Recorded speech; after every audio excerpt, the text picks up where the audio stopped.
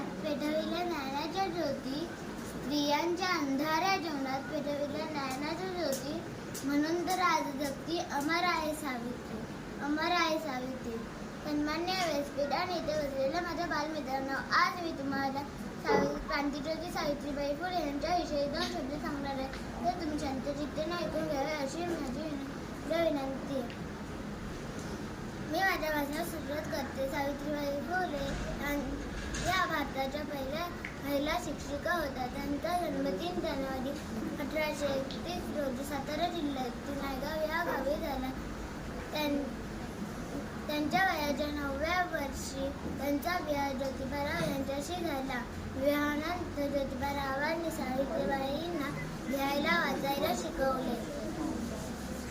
सावित्रीबाईंनी व ज्योतिबारावांनी 1 जानेवारी 1848 रोजी पुणे जिल्ह्यातील बुधवार पेठेत मुलींची पहिली शाळा